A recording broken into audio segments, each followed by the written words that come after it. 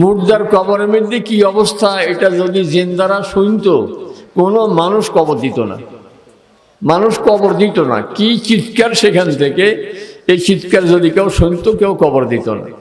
গত 1993 সনে, এই বেশি দিন আগে না, এখন থেকে কয় বছর, মানে 28-29 বছর আগে, যে ঢাকা থেকে একটা মাসিক ইসলামী পত্রিকা ম্যাগাজিন বের হতো, মাসিক মদিনা। তো মাসিক মদিনায় খুব সম্ভব সেপ্টেম্বর সংখ্যায় এটা লেখা উঠছিল যে পাক ভারত উপমহাদেশের কোনো এক অঞ্চলে, সম্ভবত পাকিস্তানের কথাই লিখছে, তো ওখানে একজন সৈনিক, এক সেনাবাহিনীর সদস্য, সে বর্ডারে রাইফেল কাঁধে নিয়ে পাহারা দিচ্ছিল, সীমান্ত পাহারা দিচ্ছে। হঠাৎ করে তার কানে আওয়াজ আসতেছে যে গোটা দুনিয়া উজাড় হয়ে যাচ্ছে, এরকম বিকট একটা শব্দ, মনে যেন গোটা দুনিয়া ভাঙ্গি চুরি করতে আছে। যে কোনো এলাকায় পাগল আসলে বাচ্চারা পাগল নিয়ে টানাটানি করে, কারণ পাগলটা সেটাইলে হেউ গেছে ভালো লাগে। তো মুরব্বীরা খুব ডাক দেয়, বাবাই রাগ হয়, জেঠায় রাগ হয়, দাদায় রাগ হয় যে পাগলের সাথে তোরও কি পাগল নেই, তো পাগলের কাছে যাইতে দেয় না। তো এখন পাগলের মাথার মধ্যে গাঁটটি একটা আছে, বাচ্চাদের খেয়াল হলো গাঁটটির ভিতরে কি আছে দেখি ছাড়বো, কিন্তু মুরব্বীকেও চালায় পারে না। তো এরা অপেক্ষায় আছে যে এই পাগলা ওই শিবার রাস্তার ভিতরে, বাগানের ভিতরে যেটা শিবার গলি আছে, ফোঁত আছে, ফোঁতের ভিতরে গেলে সেখানে আব্বাই দেখতো না, জেঠাই দেখতো না, দাদাই দেখতো না, গাঁটটি যারা আমরা খুলি বাইর করি ছাড়বো যে কি আছে এর ভিতরে। কজন শিবার রাস্তার ভিতরে গেছে, বাগানের ভিতরে গেছে, পোলা ভাইনের দড়ি পাগলার তখন গাঁটটি কাড়াই লেছে, কাইলে দেখে যে পাগলা হারে খা মাখা বোঝাই যেটা নেই, এই বোঝার ভিতরে কি আছে, ডাবের মালা, যে কোনো কামের না, এটা কি 2 পয়সা বেচা যাবে নি। এই যে মধ্যে আছে ছিঁড়া জুতা, কোন চশমা ভাঙ্গা, বাদাম হাতা, মানে যত সব আজে বাজে জিনিস, যেটা দিয়ে কোনো 1 পয়সার সোয়াব নাই, কিচ্ছু। কি বলে, একটা চিপস খাওয়া যাবে না, একটা চকলেটও খাওয়া যাবে না, একটা টাকাও পাওয়া যাবে না, এরকম জিনিসের বোঝা নিয়ে এই পাগলা হাঁটতেছে। তো বাচ্চারা এগুলি ছিঁড়িমিড়ি ফেলাইয়া পাগলারে খুব খেপাইয়া পাগল পাগল পেয়ে সার্টিফিকেট দিয়ে বাচ্চারা চলে গেছে। তো বেহেশতে যাওয়ার জন্য একটা বাজারে চলেন সবাই মিলে মিছিল করি আসি, আমরা যাব বেহেশতে, কোথায় যাব বেহেশতে, কোথায় যাব, আরো জোরে বেহেশতে। এটা বললে কি বেহেশতে যাওয়া যাইব নি? আল্লাহর কাছ থেকে কি বেহেশতে মিছিল করি আদায় করা যাইব নি? স্লোগান দিয়ে আদায় করা যাইব নি? কিচ্ছু লাগবে না। আল্লাহ তাআলা ফর্মুলা বলে দিয়েছেন, ও আম্মা মান খাফা মাকামা রাব্বিহি ওয়া নাহান নাফসা আনিল হাওয়া ফাইন্নাল জান্নাতা হিয়াল মাওয়া।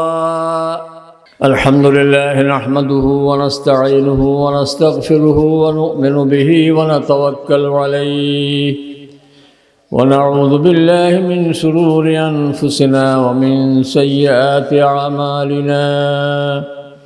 من يهده الله فلا مضل له ومن يضلله فلا هادي له ونشهد أن لا إله إلا الله وحده لا شريك له ونشهد أن سيدنا ونبينا محمدا عبده ورسوله صلى الله تعالى عليه وعلى آله وأصحابه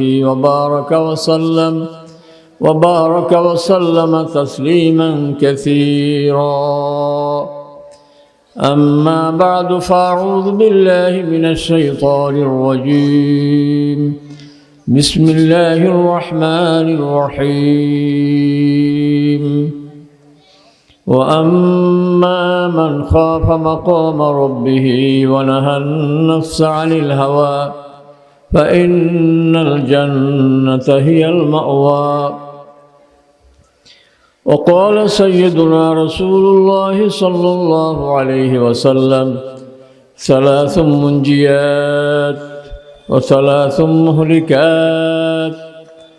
أما المنجيات فتقوى الله في السر والعلانية والقول بالحق في السخط والرضا والقصد في النفقة في الفقر والغنى. وأما المهلكات فهوى متبع وشح مطاع وإعجاب المرء بنفسه أو كما قال عليه الصلاة والسلام. اللهم صل على محمد وعلى آل محمد كما صليت على إبراهيم وعلى آل إبراهيم إنك حميد مجيد.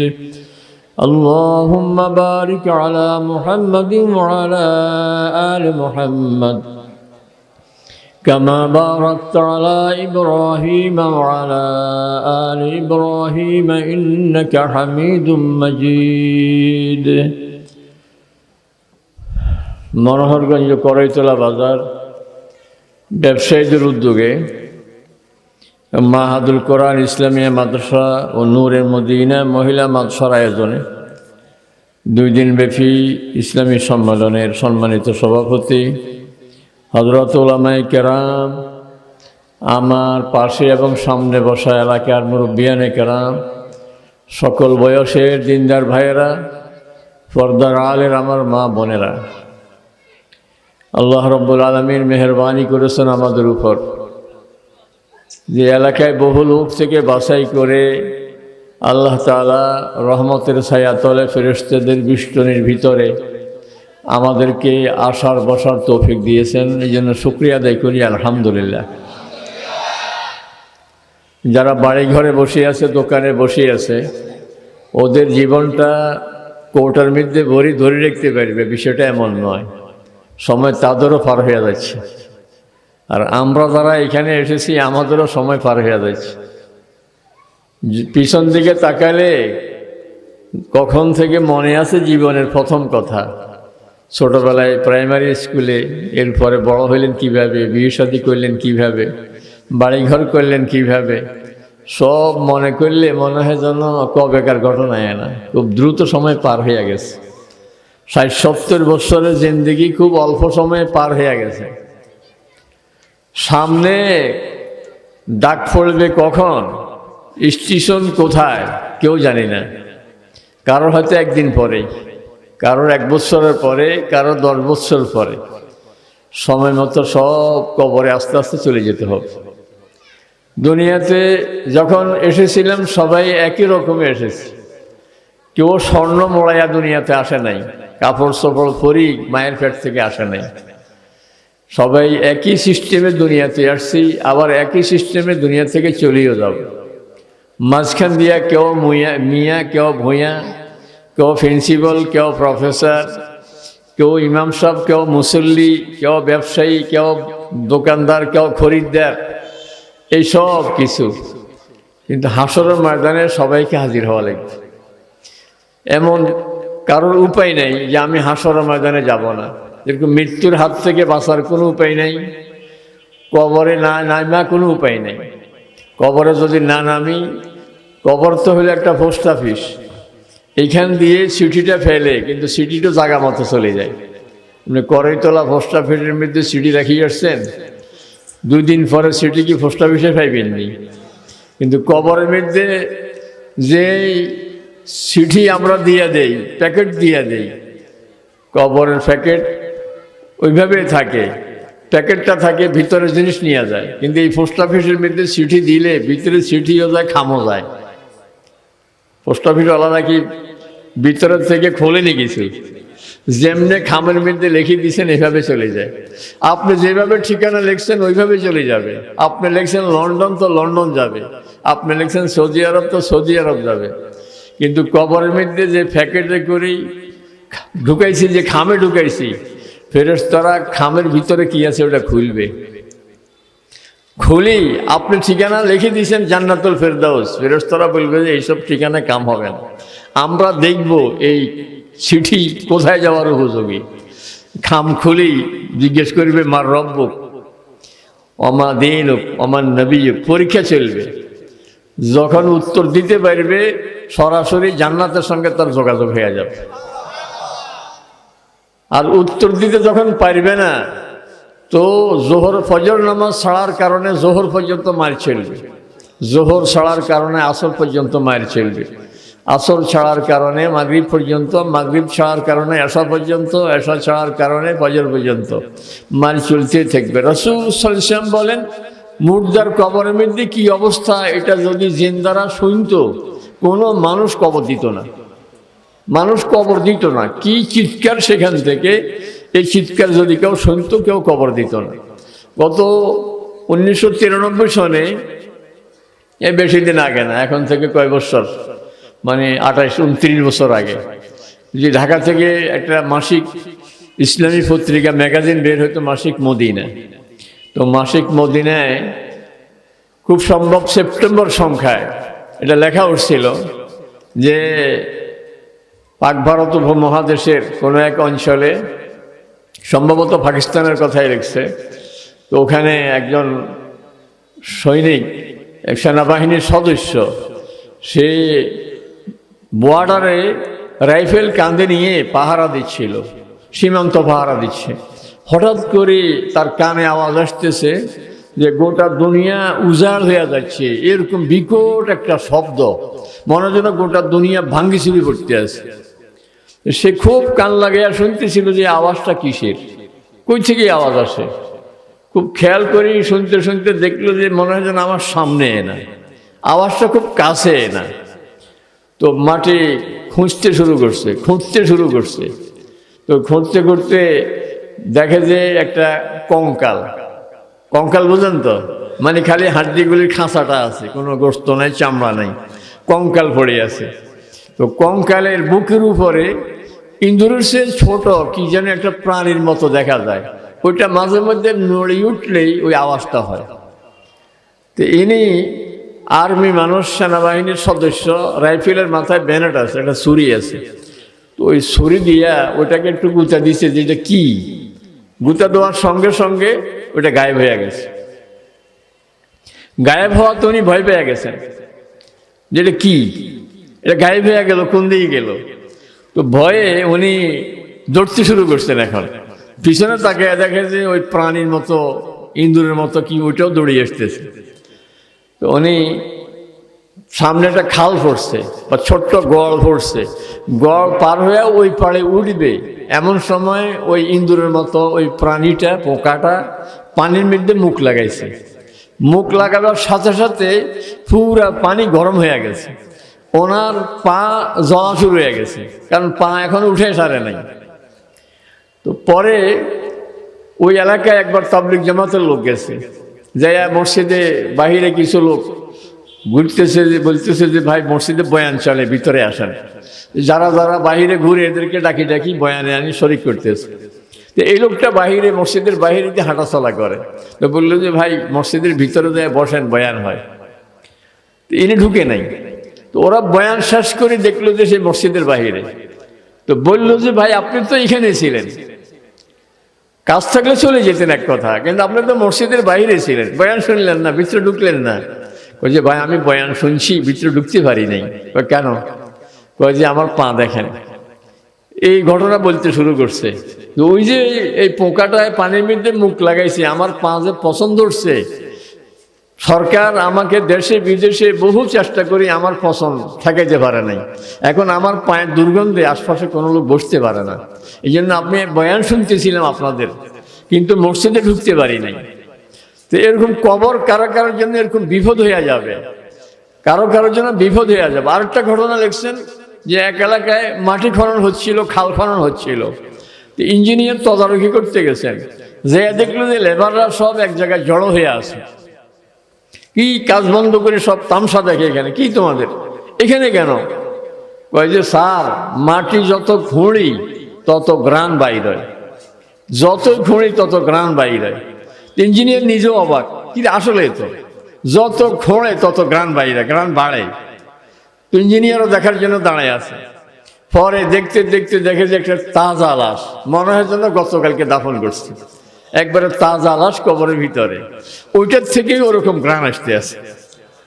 তো এই যে সামনে আমাদের কবর, কারোর জন্য ফেরেশতারা ওই পরীক্ষা নিরীক্ষা করে দেখবে যে বেহেশতের উপযোগী, তার সম্পর্ক হয়ে যাবে বেহেশতের সঙ্গে। এবং কবরে নামার সঙ্গে সঙ্গে একজন মুর্দাকে জান্নাত জাহান্নাম দুটিই দেখাবে। যেই নেকামলওয়ালা তাকে প্রথমে দোজক দেখাবে, বলবে যে দেখো তোমার জন্য এই দোজক রেডি ছিল, তুমি যদি ঈমান আমল নিয়ে না আসতে তাহলে এই দোজখে তোমাকে যাওয়া লাগবে। এখন তোমার জন্য আল্লাহ তাআলা এই বেহেশত রেডি করে রাখছেন। তখন তার খুশির আর সীমানা থাকবে না যে আল্লাহ তাআলা কি জাহান্নাম থেকে বাঁচিয়ে দিয়েছে। আর যে বদকার গুনাহগার তাকে প্রথমে বেহেশত দেখাবে, দেখো তোমার জন্য বেহেশত রেডি ছিল, যদি ঈমান আমল নিয়ে আসতে তো তুমি এই বেহেশতে যেতে পারতা, কিন্তু ঈমান আর আমলের চালাল নিয়ে আসো নাই, মার রব্বুকার জবাব দিতে পারো নাই, অমা দীনুকার জবাব দিতে পারো নাই, অমান হাযার রাজুল আল্লাযী বুইসা ফীকুম, যে তোমাদের মাঝে আল্লাহ তাআলা যে একজন রাসূল পাঠাইছিলেন উনি কে? বুঝে আসছে নি? এই কথা জিজ্ঞাসা বলবে না যে মুহাম্মদ সাল্লাল্লাহু আলাইহি ওয়াসাল্লামকে চিনো নি, তাহলে তো নাম বলিয়ে দিছে। শুনছিলেন ছোটবেলায় কয় যে মেয়ে একটারে একজনে জিজ্ঞাসা করে তোর নাম কি, মেয়ে কয় না, তো পিছন থেকে একজনে কয় ক্ষতি তোর নাম কইছে। বুঝেননি কথা? তো কই তো দিছে ক্ষতি তোর নাম কইস না, তোর নাম বলা হয়ে গেছে না। এই জন্য ফেরেশতারা এই কথা বলবে না যে মুহাম্মদুর রাসূলুল্লাহ সাল্লাল্লাহু আলাইহি ওয়াসাল্লামকে চিনুনি, এটা বলবে না। বলবে যে তোমাদের মাঝে আল্লাহ তাআলা যে একজন নবী পাঠাইছিলেন ওনার কি নাম?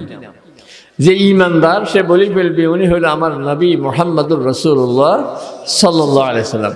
তো ঈমানদারকে প্রথমে দোজখ দেখাইয়া পরে বেহেশত দেখাবে, আর বদকারকে যখন তিন উত্তরের একটু উত্তরও পারে নাই তো তাকে প্রথমে বেহেশত দেখাইয়া বলবে যে এই বেহেশত তোর জন্য রেডি ছিল যদি জবাব দিতে পারতি, কিন্তু তুই তো কোনো জবাব রেডি করে আনস নাই, কিচ্ছু করস নাই, কিছুই করস নাই, এখন তোর জন্য জাহান্নাম অপেক্ষা করতেছে। এই জন্য বলছি দুনিয়ার পোস্ট অফিসে চিঠি দিলে পোস্ট অফিসের কর্মচারী কর্মকর্তা পোস্টমাস্টার ফিয়ন এদের ক্ষমতা নাই সিঁড়ির মধ্যে কোনো হাত দেওয়ার, যেমনে লেখে এমনি ফাটাই দেয়। কিন্তু কবরের যে পোস্ট অফিস এখানে ফেললে ফেরেশতারা খুলি দেখবে যে এই খাম এই চিঠি কোথায় যাওয়ার উপযুক্ত, এটা কি ইল্লিনে যাবে না সিজ্জিনে যাবে। এই জন্য বলছিলাম কবর হলো একটা পোস্ট অফিস। এখন যাকে কবর দেওয়ার সুযোগ নেই, ধরেন নদীতে পড়ে মারা গেছে, মাছে তারে খাইয়া ফেলছে, সুন্দরবনে বা কোনো বনে গেছে বাঘে তারে খাইয়া ফেলছে, তার লাশে নেই, তার সব খাইয়া ফেলছে, হজম হইয়া গেছে, তার রুহটা তো যাবে ইল্লিনে অথবা সিজ্জিনে। নেককারদের রুহ ইল্লিনে আর বদকারদের রুহ যাবে সিজ্জিনে। এই জন্য সামনে আমাদের বসে থাকা যাবে না, এই গন্তব্য আস্তে আস্তে আস্তে আগে নিতেছে আমাদেরকে। মৌত থেকে বাঁচার কোনো উপায় নেই, সেই ইল্লিন সিজ্জিনের ঠিকানা মতো পৌঁছার বিকল্প কোনো রাস্তা নাই। এরপরে হাসরের ময়দানে উঠা ছাড়া বিকল্প কোনো পথ নাই।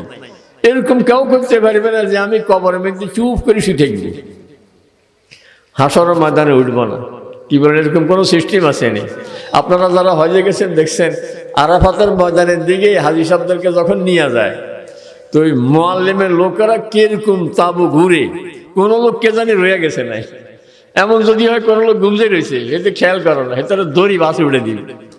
এই জন্য কবরের মধ্যে শুয়ে থাকার কোনো ব্যবস্থা নাই। হাসরের ময়দানে সবাইকে যেতে হবে, বিচারের সম্মুখীন সবাইকে হইতে হবে, আল্লাহর সামনে সবাইকে দাঁড়াইতে হবে। সেদিন আমার কি প্রস্তুতি আছে, আমি কি জবাব দিব, আমি কি নিয়ে হাজির হবো আল্লাহ তাআলার সামনে। দুনিয়াতে অনেক কিছু করছি এই জীবনে, শহরে জমি আছে 10 কানি, বাড়িতে বিল্ডিং আছে দোতলা, শহরে করিতলা বাজারে অথবা তরফগঞ্জ বাজারে বা লক্ষ্মীপুর শহরে বিটি আছে 2-4টা, ঢাকাতেও হয়তো বাড়ি আছে, ব্যাংকে অনেক টাকা জমা আছে, কিন্তু আল্লাহ তাআলার সামনে নেওয়ার মতো আমার কি আছে?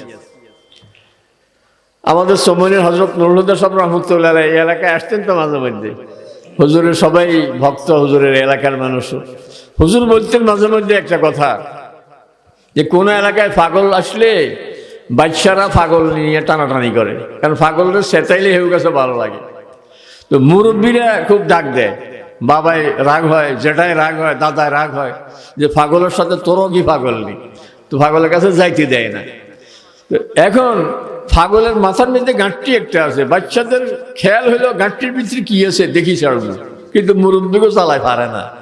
তো এরা অপেক্ষায় আছে যে এই পাগলা ওই শিবার রাস্তার ভিতরে বাগানের ভিতরে যেটা শিবার গলি আছে, ফোঁত আছে, ফোঁতের ভিতরে গেলে সেখানে আব্বাই দেখতো না, জেঠাই দেখতো না, দাদাই দেখতো না, গাঁটটি যারা আমরা খুলি বাইর করি ছাড়বো যে কি আছে এর ভিতরে। কয়জন শিবার রাস্তার ভিতরে গেছে, বাগানের ভিতরে গেছে, পোলা ভাইনের দড়ি পাগলার তখন গাঁটটি কাড়াই লইছে, কাইলে দেখে যে পাগলা হারে খা মাখা বোঝাই যেটা নেই, এই বোঝার ভিতরে কি আছে ডাবের মালা। যে কোনো কামের না, এটা কি 2 পয়সা বেচা যাবে নি। এটার মধ্যে আছে ছিঁড়া জুতা, কোন চশমা ভাঙ্গা, বাদাম হাতা, মানে যত সব আজে বাজে জিনিস, যেটা দিয়ে কোনো 1 পয়সার সোয়াব নাই। কিচ্ছু কি বলে, একটা চিপস খাওয়া যাবে না, একটা চকলেটও খাওয়া যাবে না, একটা টাকাও পাওয়া যাবে না, এরকম জিনিসের বোঝা নিয়ে এই হাগলা হাঁটতেছে। তো বাচ্চারা এগুলি ছিঁড়িমিড়ি ফেলাইয়া, ফাগলারে খুব খেপাইয়া, পাগল পাগল পেয়ে সার্টিফিকেট দিয়ে বাচ্চারা চলে গেছে। ফাগলার সামনে গেলে কোনো এক দোকানদারে দেখলে হয়তো দিলে রহম হবে, রে অত ফ্যাট ফিট বাজি গেছে, ওরা কিছু খাওয়াই দে। কোনো একজন মানুষ দেখলে, তার উলঙ্গ অবস্থা দেখলে তার দয়া হবে, বলবে যে একটা গামছা পরাই দে, এটা লুঙ্গি দিয়ে দে, এটা জামা দিয়ে দে, কোনো একটা ব্যবস্থা হবে। তো হযরত রামপুর হযরত বলতেন যে আমার আর আপনার যে গাঁটটির ভিতরে 10 কানি জমি, দোতলা বাড়ি, ঢাকার বাড়ি, লক্ষ্মীপুরে, তরাবগঞ্জে, করেতলা বাজারের ভিটি, কত কিছু আছে আমার গাঁটটির ভিতরে। ফেরেশতারা কবরের ভিতরে গেলে আমার এই গাঁটটি খুলি বলবে যে তোমারও যে আল্লাহ তাআলা 70 বছর হায়াত দিছে, এই হায়াতে তুমি কি করছো? তো দেখাইবো যে আমার 10 কানি জমি আছে, আমার দোতলা বাড়ি আছে, আমার এম.এ সার্টিফিকেট আছে, ডক্টরের সার্টিফিকেট আছে, আমার হুদ ডাক্তার, আমার মেয়ে ইঞ্জিনিয়ার, আমার জামাই এই, আমার ছেলেরাই। এইসব কিছুতে ফেরেশতারা কেবল যে এটা তো বাদাম হাতার থেকে বেদাবে, বাদাম হাতার তো আগুনে দিলেও জ্বলবো, ওই খড়ম ভাঙ্গা, চশমা ভাঙ্গা, এগুলো আগুন দিলেও জ্বলবো, কতক্ষণ চুলের আগুন তো ধরান যাইব, কিন্তু এই আমলগুলো, এই জায়গা জমিগুলো হাসরের ময়দানে কোনো উপকারে আসবে না। ফেরেশতারা দেখবে যে আল্লাহ তাআলার সামনে পেশ করার মতো আমার কি আছে। যদি দেখে এরকম যে আমি কবরে গেছি, তো কোরআন আমার মাথার পাশে বসে আছে, নামাজ আমার ডাইন পাশে বসে আছে, রোজা আমার বাম পাশে বসে আছে, অন্যান্য আমল সব পায়ের পাশে বসে আছে, আর সবর এটা দূরে বসে আছে। মন কান্না কিরাসি বলবে যে ভাই কি ব্যাপার, আপনারা কারা? বলবে যে আমরা আছি তার আমল। কারণ দুনিয়াতে কোরআনকে সে কখনো ছাড়ায় নাই। রাত যতই হয়েছে, ঢাকা থেকে আসছে রাত 2টার সময়, আইসা 2 পৃষ্ঠার জায়গাতে 1 পৃষ্ঠা পড়ছে, 10 লাইন পড়ছে, 5 লাইন পড়ছে, অল্প কদ্দুর হলো কোরআন শরীফের একটু দড়ি শুইয়া তারপরে রাখি দিছে। কারণ পড়তে পারো না, ক্লান্ত শরীর। যেরকম আপনি আর আমি যত ক্লান্তই থাকি, শোয়ার আগে দিয়ে মোবাইলটা একটু চেক করি, এটা কেউ ফোন টোন দিছেনি, চেক করি না একটু। ঘুমের থেকে উঠিও দেখি যে মোবাইলের মধ্যে ফেসবুকে কোনো খবর টবর আসেনি, বা কোনো কল লিস্টের মধ্যে কারোর নাম টাম আসেনি, দেখি না নেই। তো বলে যে এরকম কোরআনের সাথে সম্পর্ক ছিল, এরকম যে কোরআন যত ব্যস্ততাই ছিল, কোরআনের সাথে তার সম্পর্ক ছিল। কবরের মধ্যে গেলে কোরআন বলবে যে এই লোক আমাকে কখনো ছাড়ায় নাই। অসুস্থ অবস্থায় তেলাওয়াত, সফর অবস্থায় তেলাওয়াত, ঢাকায় আত্মীয়ের বাসাতে বেড়াইতে গেছে, সেখানেও কোরআন খুঁজি, কোরআন তেলাওয়াত, আমি তাকে ছাড়ব না। নমাজ বলবে যে এই লোক তো কখনো নমাজ ছাড়ে নাই, কি সফরে কি বাড়িতে। এমন না যে গাড়িওয়ালা থামে না, এমন ভাব দেখাইছে, গাড়িওয়ালাকে বলতেছে তুমি থামো, তুমি যদি না থামো আমারও নামাই দাও, আমি নামাজ পড়ে যাবো। আমি নামাজ পড়া ছাড়া 1 কদম আর সামনে বাড়তাম না, কারণ নামাজ রক্ত পার হয়ে যায়। এরকম আজমনিয়া যে বলবে, গাড়িওয়ালা থামাইতে বাধ্য। আর বর্তমানে টিকিটের মধ্যে লেখাই থাকে নামাজের জন্য 10 মিনিট বিরতি দেওয়া হবে। প্রায় টিকিটের মধ্যে এখন সব বাসওয়ালারাই, মালিকেরা লিখিয়ে দেয়, কোনো সমস্যা নাই। কিন্তু আমি যদি নামাজ পড়ার, আমি তো বলি বাত ইউ দিল সে নিকলতি হ্যায়, আসর রাখতি হ্যায়, মা খারাজা মিনাল কালাব ওয়াসালা ইলাল কালাব। কথা যেটা দিল থেকে বের হয়, এটা আরেকজনের কলমের মধ্যে, দিলের মধ্যে লাগে। আমি যদি দিল থেকে বলি আমি নামাজ পড়বো, ড্রাইভার থামেন, তো ড্রাইভারের দিলের মধ্যে আমার এই কথাটা ধাক্কা দিবে, গাড়ি থামাই দিবে। আর আমি যদি এমনি, আমি মসজিদের ইমাম সাহেব, পিছন্দি প্যাসেঞ্জার কজন আছে আমার করে তোলার, এরা আমার চিনে, নামাজের কথা না বললে এরা যাকে হুজুরও না ছড়ায় না। তো ড্রাইভার মেয়ে, ড্রাইভার থামাও, ভিতরে খেয়াল হইলো টাকাটা বেশি, অফিসটাকে ধরতে পারতাম না, চালাই গেলে আরো ভালো হয়। তাহলে ড্রাইভার কোনোদিনও গাড়ি থামাবে না, আমার দিল থেকে কথাটা বের হইতে হবে। তো আমি যদি নামাজের জন্য এরকম হই যে নামাজ কখনো ছাড়ি না আমি, তো কবরের মধ্যে নামাজ আমার ফাঁসে বসে যাবে। এই জন্য সবার সামনে কবর, সবার সামনে হাসরের ময়দান, সবার সামনে শেষ ঠিকানা জান্নাত আর জাহান্নাম। এখন আমরা কোনখানে যাইতে চাই, বেহেশতে না দোজখে? কোথায় যাইতে চাই? বেহেশতে যাইতে চাই। তো বেহেশতে যাওয়ার জন্য একটা বাজারে চলেন, সবাই মিলে মিছিল করি আসি। আমরা যাব বেহেশতে, কোথায় যাব বেহেশতে, কোথায় যাব আরো জোরে বেহেশতে। এটা বললে কি বেহেশতে যাওয়া যাইব নি? আল্লাহর কাছ থেকে কি বেহেশতে মিছিল করে আদায় করা যাইব নি? স্লোগান দিয়ে আদায় করা যাইব নি? কিচ্ছু লাগবে না। আল্লাহ তাআলা ফর্মুলা বলে দিয়েছেন, ওয়া আম্মা মান খাফা মাকামা রাব্বিহি ওয়া নাহান নাফসা আনিল হাওয়া ফাইন্নাল জান্নাতা হিয়াল মাওয়া। বলেন যে বান্দা বেহেশতে যেতে চাও, খুব সহজ কাজ। তুমি শুধু মনের মধ্যে ভয় রাখবা যে আমার সামনে কেমনে দাঁড়াইবা, কি লইয়া আইবা। গুনাহ করি চোখের পানি ছাড়াই দিস, আয় আল্লাহ কিয়ামতের ময়দানে এই গুনাহ লইয়া আপনার সামনে কেমনে দাঁড়াবো, কেমনে দাঁড়াবো আপনার সামনে। আমি কোথাও অফিসে যাইতে জামাটা কি অপরিষ্কার না পরিষ্কার খুঁজি? অপরিষ্কার জামা খুঁজি না পরিষ্কার জামা খুঁজি?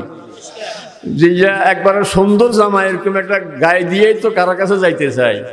আল্লাহ তাআলা আমার জামা দেখবে না, আমার শরীর দেখবে না। ইয়াউমা লা ইয়ানফাউ মালুন ওয়ালা বানুন ইল্লা মান আতাল্লাহা বিকলবিন সালিম। আল্লাহ তাআলা কিচ্ছু দেখবে না, শুধু আমার হার্ট, আমার কলব দেখবে।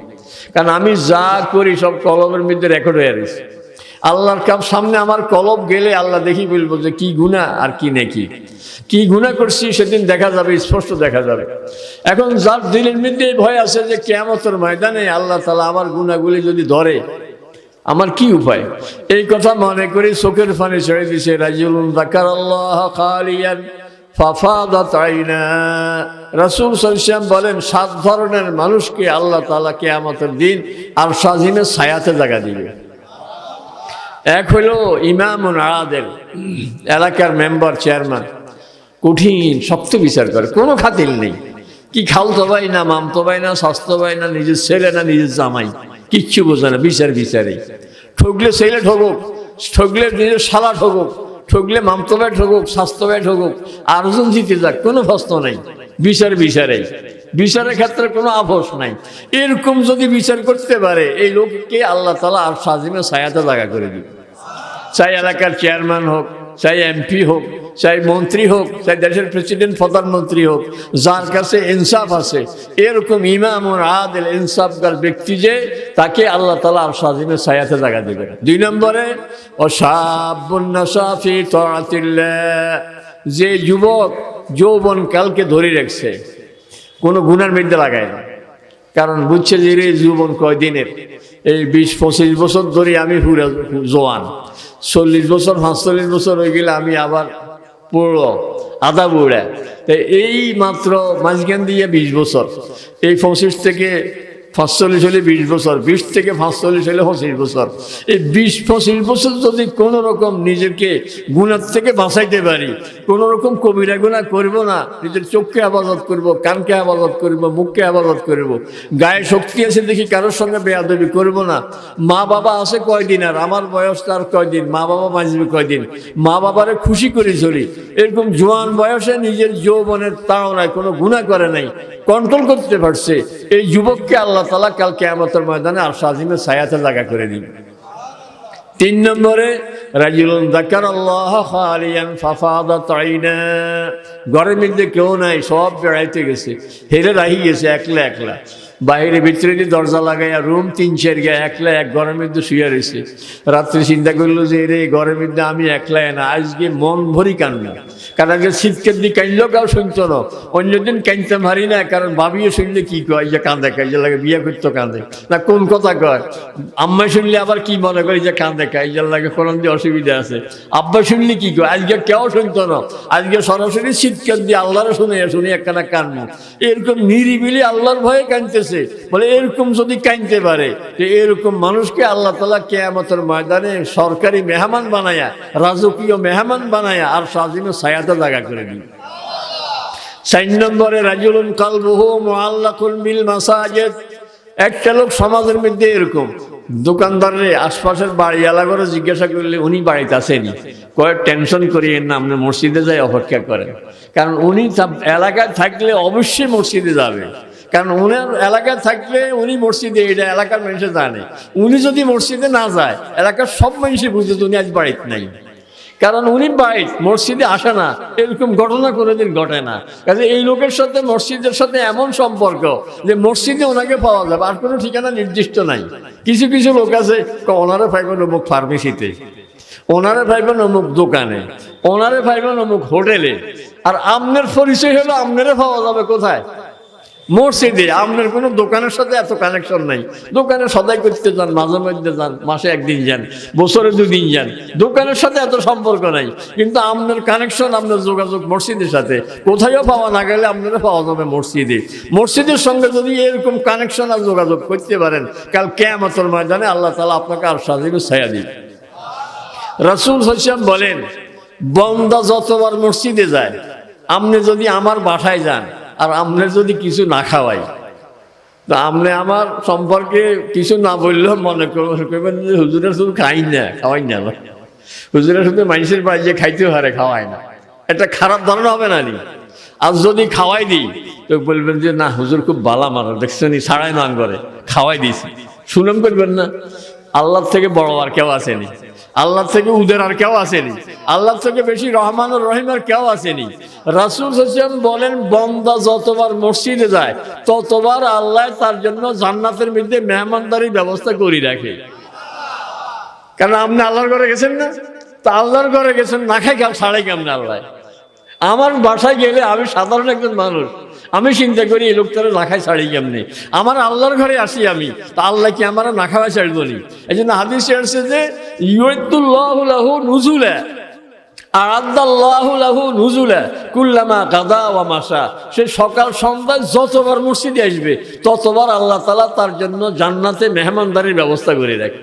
তা আপনি যে মসজিদের সাথে এত সম্পর্ক করলেন, আপনি কতগুলি মেহমানদারি আল্লাহর কাছে আপনার জন্য জমা রয়েছে এবার বুঝেন।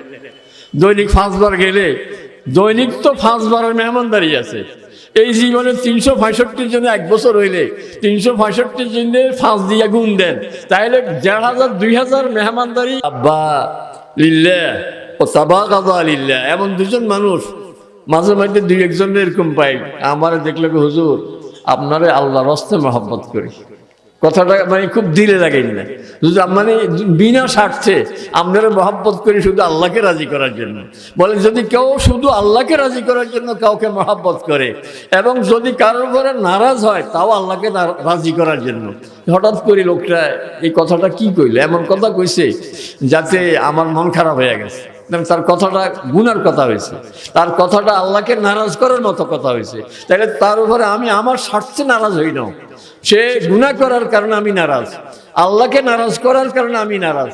আর তার উপরে যে আমি রাজি, তার সৌন্দর্য দেখি রাজি ন, তার টাকা পয়সা পেয়ে রাজি ন, সেই লোকটা খুব ভালো, এই জন্য আমি তার উপরে রাজি।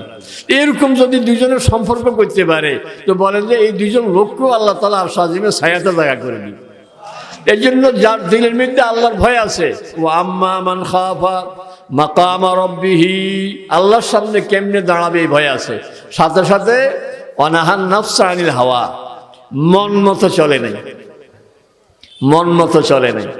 এবার দেখেন সকালে ঘুম থেকে উঠলে এইবার আমার সামনে লাইন 2টা, একটা হলো মন মতো, চোখ খুলে গেছে, চোখ ভাঙি মানে ঘুম ভাঙি গেছে কিন্তু উঠে না, এতে অনল এফত তলে কম্বলের নিচে খাতার নিচে শুয়ে রয়েছে, মসজিদে আজান হইতে আছে, এটা হইল মন মতো।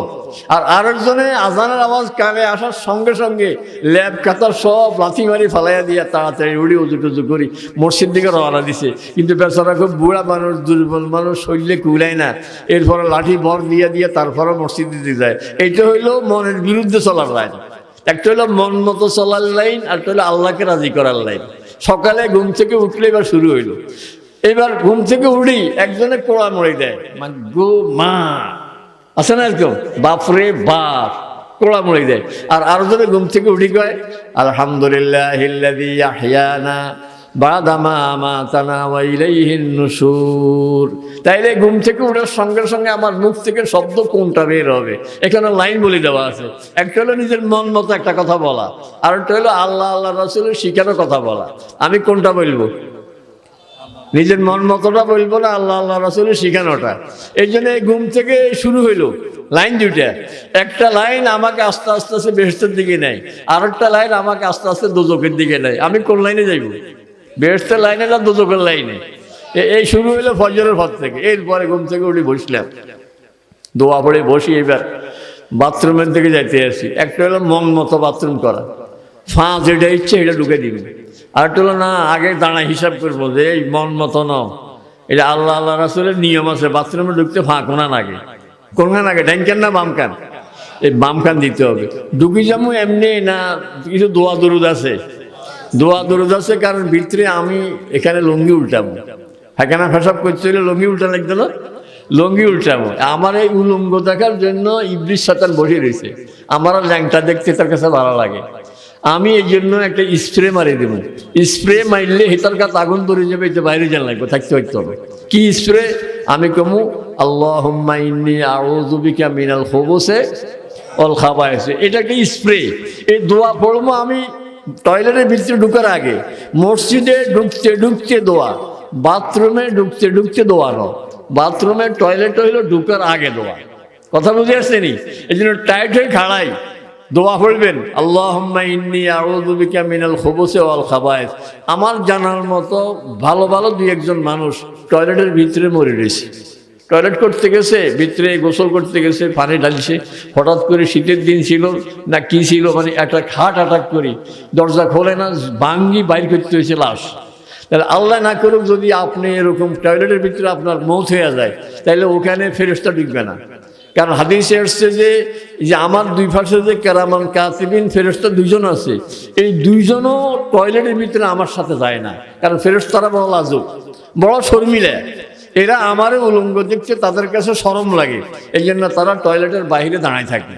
আমি আসলে আমার শরীরের মধ্যে সব রেকর্ড হয়ে যেতে আছে। কি বলেন, একজনের সিসি ক্যামেরা লাগাই, সেখানে থাম লাগবো নি, সিসি ক্যামেরা লাগাইছে রাস্তা, সেটা দোতলার মধ্যে বসে বসে সব দেখে না, কে হাঁটে কে ঢুকে সব দেখা যায়। ফেরেশতারা বাহির থেকে, আপনি বাইরে হলে আমরা সামলাই বলে দিব আপনি ভিতরে কি ইচ্ছেন, ভিতরে কেমনে কেমনে ঢিলা লইছেন, কেমনে কেমনে পানি খরচ করছেন, আরো কি করছেন, সব ফেরেশতারা বলতে পারবে, কিন্তু এরা ঢুকে না। তাইলে ভিতরে ফেরেশতা নাই, কিন্তু ইবলিস শয়তান বসে রয়েছে। তাহলে এই সময় যদি আপনার মউত আসে, তাহলে আপনার সহযোগী কোনো ফেরেশতাও সাথে নাই, আপনাকে ঈমান হারা করে নেওয়ার জন্য শয়তান উৎপত্তি বসিয়ে আছে। এই জন্য আপনি স্প্রে মারিয়া শয়তানটাকে সরাই দেন, যে ফেরেশতা বাইরে থাক, শয়তানও বাইরে থাক, শয়তানও থাকতে দিতাম না, আমি আছি আর আমার আল্লাহ আছে। কথা বুঝে আসছে নি? তাইলে টয়লেটে ঢুকার মধ্যে দুই লাইন, একটা হলো মন মতো, এই জীবন ভরে ঢুকছি যেমনে ইচ্ছে এমনি দৌড়ে ঢুকে গেছি, ডাইন ফানা বাম পাক এটা খেয়াল করছি নি। কিন্তু আরেকজন বলতে পারবে আল্লাহর রহমতে যে আমি ছোটবেলা থেকে এই পর্যন্ত কোনোদিন ডাইন পা আমার যায় না, যদি কোনোদিন গেছে আবার বাইরে আছি, বাইরে আবার বাম পা দিছি। এরকম লোক আছে না? এরকম লোক আছে যে বলতে পারলো যে কোনোদিন বাম পা ডাইন পা দিয়ে ঢুকি নেই। তাহলে লাইন দুটা, টয়লেট সারলেন, এরপরে বাইরে আসতেছেন, এবার কোন পা আগে? এবার ডাইন পা দিয়া বাইর বলেন গোফরানাক। কি বলবেন প্রথম? গোফর। কি গোফরানাক মানে আল্লাহ আমারে মাফ করে দেন। কি রে, টয়লেট সারে কি অন্যায় করলাম, কি হেকানা করে কি গুনাহ করলাম নি, হেসাব করে কি গুনাহ করলাম নি, কিন্তু প্রথম বাইরে আল্লাহর কাছে কি কই? গোফরানাক, আল্লাহ মাফ করে দেন। কারণ আল্লাহ আপনি বানাইছিলেন ইবাদতের জন্য, এতক্ষণ বসি বসি কিছু দোয়া দূর ধরতে পারি না, কিছুই করতে পারি না। হযরতে মুফতি শফি সাহেব রহমতুল্লাহ আলাইহির ছেলে হযরত তাকি ওসমানী মুদ্দাজিলুল আলী, উনি তো বেঁচে আছেন, পাকিস্তানের চিফ জাস্টিস, বর্তমান জমানা বিশ্বের সেরা একজন আলেম। তো উনি বলেন যে আমার আব্বা মারহুম, মানে মুফতি শফি রহমতুল্লাহ আলাইহির কথা বলতেছেন, উনি একদিন কয়, ছেলেরে কয়, মানে তাকি ওসমানী সাহেবরে কয়, বাবা কাম পাইছি, এতদিন তো টয়লেটের ভিতরে বসে বসে কোনো আবাদত পাই না, কারণ আবাদত পাইছি। আব্বা কি পাইছেন? টয়লেটে বসি ব্রাশ আছে না, ফাঁসি দিয়ে ব্রাশ থাকে, ব্রাশ লই এটা ডলি ডলি সাফ করি, কারণ আমার পরে যেতে যাইব, এতে যেন টয়লেটটা একটু সুন্দর হয়, এটাও তো একটা জনগণের খেদমত হইলো, কিছু সওয়াব কামাইলো। দেখছেন আল্লাহর বান্দারা ওই সময়টাকে কাজে লাগে, এবার ফিকির করে যে এই সময় কি সওয়াব কামাই করতে পারি। তাহলে এবার বাইরে এলাম, আমি ডাইন পা দিয়া বাইরে হইতেছি, প্রথম বললাম গোফরানাক। কি জন্য? এক তো হইলো যে আমার এই সময়টা বেকার গেল, আবাদত করতে পারিনি, আল্লাহ মাফ চাই, আপনি বানাইছেন আবাদতের জন্য, 10 মিনিট তো চলে গেছে আবাদত ছাড়া। আর আরেকটা হইলো, কেন গোফরানাকা বলি? রাস্তা দিয়া আপনি যাইতেছেন, পুকুরের পাড়ে মানুষ জড়ো হয়ে রয়েছে, কিসে? আরে অমুকের পোলাকা পানির ছড়ে গেছে, তো হেরে উঠেছে, আর তার মায়ে কান্দে, বাপে কান্দে, বোনেরা কান্দে, ভাইরা কান্দে, সবাই কান্দে। কিন্তু ফচিককে একটা লোক হে কান্দি উঠছে।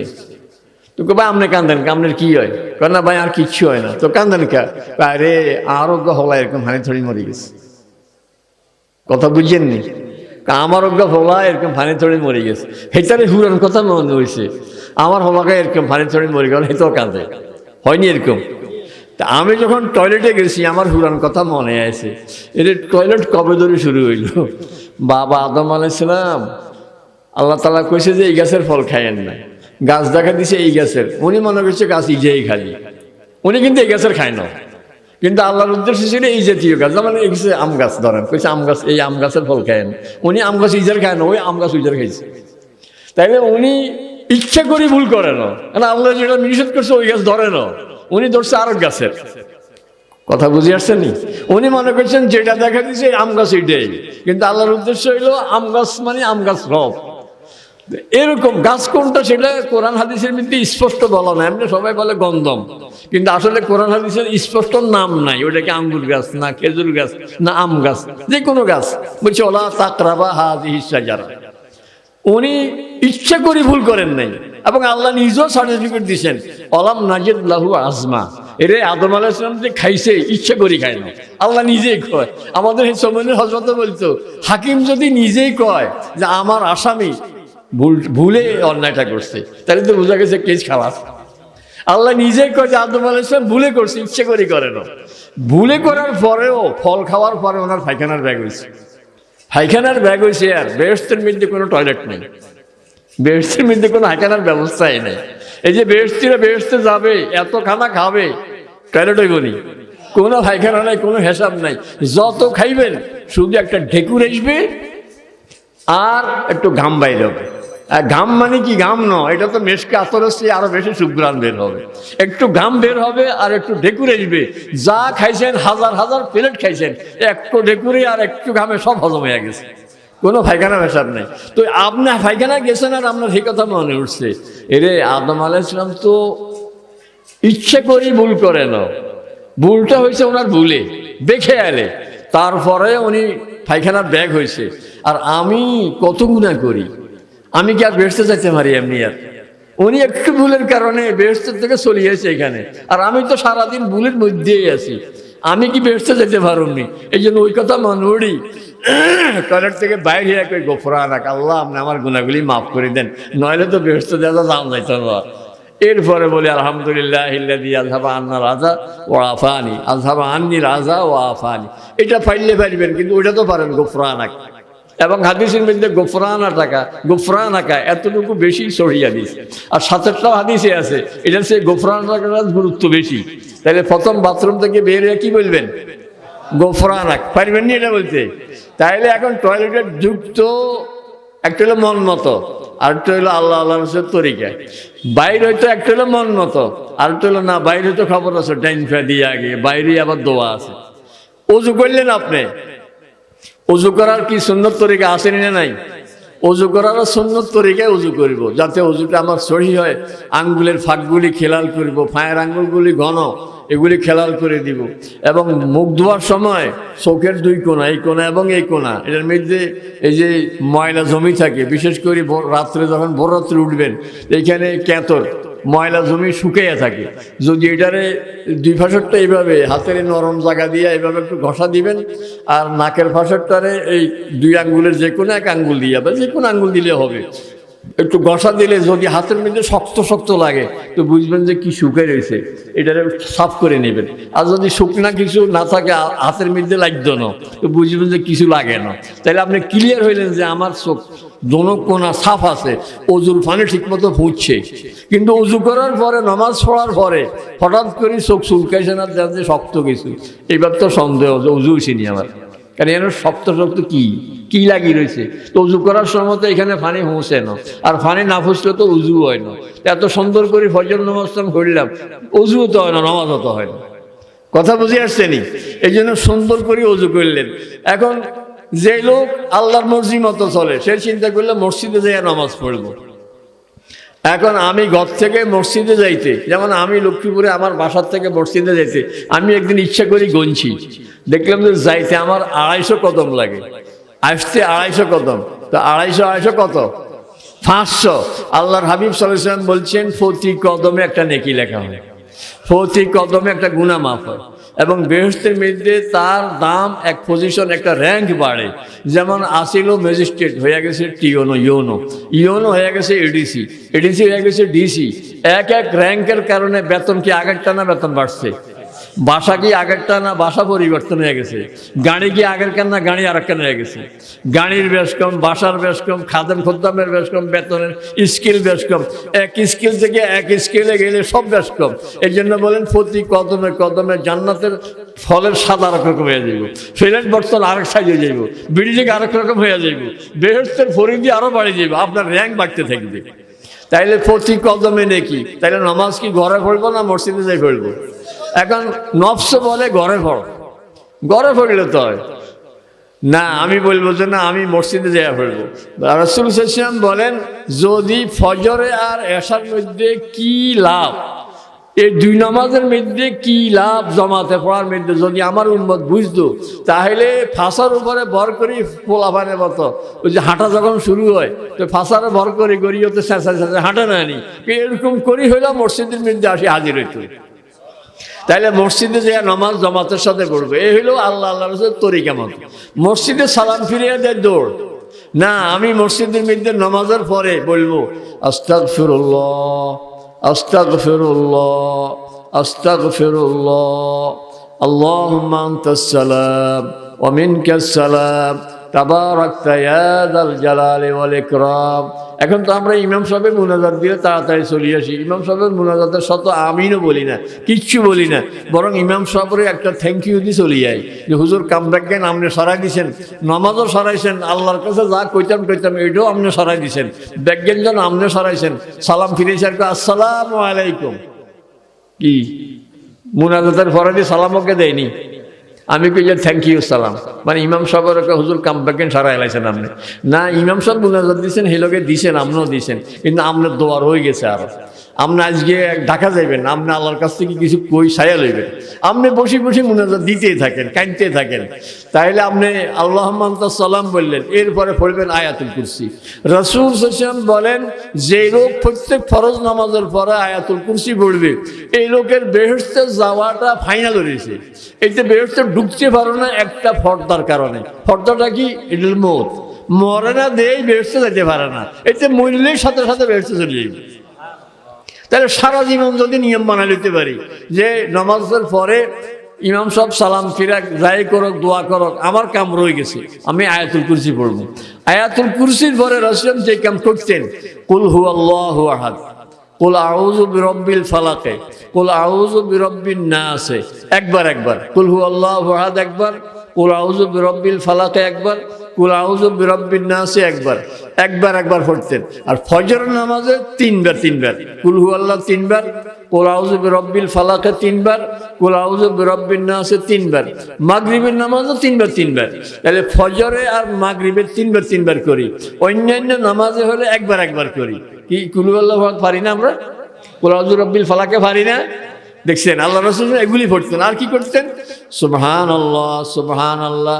ওই গরিব সাহাবীরা আসি গেল, হুজুর যাহাবা আহলুদ দুসুর বিল উজুর, হুজুর ধনীরা তো সব লই যায়। কেমনে? হেতারা আমরা কিছু চাইলে চাঁদা দেয় বড় করি, মজলিস মধ্যে চাইলে হেতারাতে 50,000 করি, 10,000 করি। আমরা তো গরিব মানুষ, 10 টাকা দিতে পারি না। সব তো সব হেতারা লইয়া যায়। জেহাদের মধ্যে হেরা চাঁদা দেয়, ওখানে চাঁদা দেয়, সব লই যায়। তো রাসূল সাহেব বললেন তাহলে এক কাম করো, তোমাদেরকে এমন আমল শিখে দিব, এই আমল করলে ধনীরা কোনোদিন তোমাদের আগে যেতে পারত না। কি? প্রত্যেক ফরজ নামাজের পরে সুবহানাল্লাহ 33 বার, আলহামদুলিল্লাহ 33 বার, আল্লাহু আকবার 33 বার, 33 99, আর একবার পড়বে লা ইলাহা ইল্লাল্লাহু ওয়াহদাহু লা শারীকা লাহু লাহুল মুলকু ওয়া লাহুল হামদু ওয়া হুয়া আলা কুল্লি শাইইন কাদির। তাহলে 100 বার হয়ে যাবে। এখন গরিবরা যখন পড়া শুরু করছে, ধনীরা কাল কানাকানি করে, কি এই তো দে হড়ে, কি পড়ে। তো তো খাতিল করি করি কাছে লই খবর কি হড় রাসূল সাহেব আমাদেরকে শিখিয়ে দিছে যে প্রত্যেক ফরজ নামাজের পরে সুবহানাল্লাহ 33 বার, আলহামদুলিল্লাহ 33 বার, আল্লাহু আকবার 33 বার, লা ইলাহা ইল্লাল্লাহ ওয়াহদাহু লা শারীকা লাহু এটা একবার। আবার যদি আপনারা যেভাবে পড়েন যে শেষে আল্লাহকে 36 বার পড়েন না নি, এরকম কত হাদিসে আছে, যদি এইভাবে 36 বার পড়েন 100 বার হয়ে গেল। এখন ধনীরাও শুরু করছে, কারণ গরিবের কাছে শিখে গেছে। তো এখন গরিবেরা যায় রাসূল সাহেবের কাছে, হুজুর হ্যাঁ তারা তো শুরু করে দিছে, আমরা তো শিখে দিয়েছিলেন আগে যাওয়ার জন্য, এখন হেরাও তো করে। তো রাসূল সাহেব বললেন যালিকা ফাদলুল্লাহ ইউতিহি মান ইয়াশা, এরই আমি কিতাব তোমাদেরকে একটা স্পেশাল পড়া শিখে দিয়েছিলাম, ওইটারা তো তোমরা ফলো করে শুরু করছে, এখন তো আমার আর করার কিছু নেই। কথা বুঝে আসছে নি? তাহলে আমার প্রত্যেকটা মুহূর্তে আমার সামনে লাইন দুইটা, আমি যখন শুইতে যাব শোয়ার সময় লাইন দুইটা, এক হলো কি বলে এদিকে আবদ দিয়ে কয়নি পা না ধুইয়া শুলে কি কয় আবদ দিয়ে শুইছে, পা না ধুইয়া মুখ না ধুইয়া ফ্রেশ না হইয়া যাই লম্ব শুয়ে গেছে, এতে পা ধোয় নাই, হাত ধোয় নাই, শরীরের মধ্যে গন্ধ রয়ে গেছে, এই অবস্থায় শুয়ে পড়ছে। তার বউ পছন্দ করে নাই তার এইভাবে শোয়াটা।